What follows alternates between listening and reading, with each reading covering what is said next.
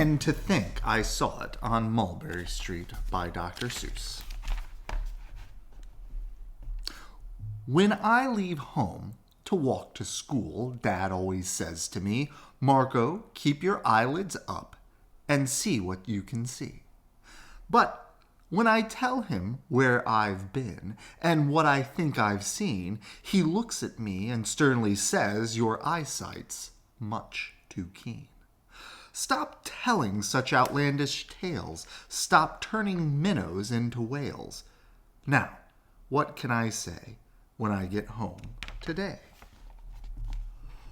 All the long way to school and all the way back, I've looked and I've looked and I've kept careful track.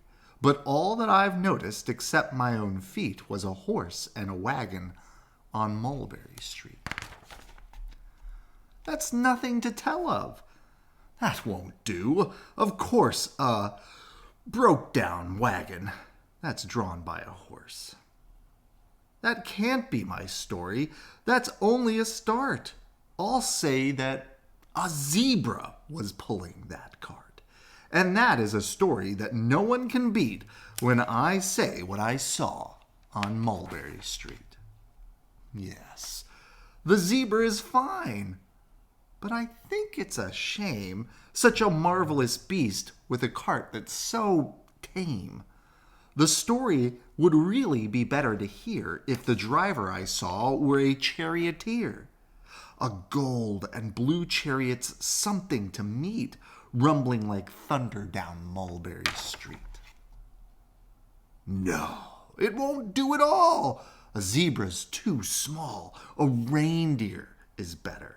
He's fast and he's fleet, and he'd look mighty smart on old Mulberry Street. Hold on a minute. There's something wrong. A reindeer hates the way it feels to pull a thing that runs on wheels. He'd be much happier instead if he could pull a fancy sled. A reindeer in a sleigh. Say, anyone could think of that, Jack or Fred or Joe or Nat. Say, even Jane could think of that. But it isn't too late to make one little change. A sleigh and an elephant. There's something strange. I'll pick one with plenty of power and size, a blue one with plenty of fun in his eyes, and then, just to give him a little more tone, have a Raja with rubies perched high on a throne. Say, that makes a story that no one can beat when I say what I saw on Mulberry Street. But now I don't know. It still doesn't seem right. An elephant pulling a thing that's so light. Would whip it around in the air like a kite. But he'd look simply grand with a great big brass band. A band that's so good should have someone to hear it, but it's going so fast that it's hard to keep near it. I'll put on a trailer. I know they won't mind if a man sits and listens while hitched on behind. But now is it fair? Is it fair what I've done? I'll bet those wagons weigh more than a ton.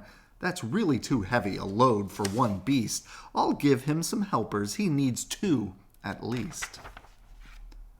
But now what worries me is this. Mulberry Street runs into bliss. Unless there's something I can fix up, there'll be an awful traffic mix-up. It takes police to do the trick, to guide them through where traffic's thick. It takes police to do the trick. They'll never crash now. They'll race at top speed with Sergeant Mulvaney himself in the lead. The mayor's in there, and he thinks it is grand, and he raises his hat as they dash by the stand. The mayor is there, and the aldermen too, all waving big banners of red, white, and blue, and that is a story that no one can beat when I say what I saw it on Mulberry Street. With a roar of its motors, an airplane appears and dumps out confetti while everyone cheers. And that makes a story that's really not bad, but it still could be better. Suppose that I add A Chinese boy who eats with sticks, a big magician doing tricks, a 10-foot beard that needs a comb, no time for more, I'm almost home. Oh, I swung around the corner and dashed through the gate. I ran up the steps and I felt simply great, for I had a story that no one could beat, and to think that I saw it on Mulberry Street. But Dad said quite calmly, "Just draw up your stool and tell me the sights on the way home from school." There was so much to tell, I just couldn't begin. Dad looked at me sharply and pulled at his chin. He frowned at me sternly from there in his seat.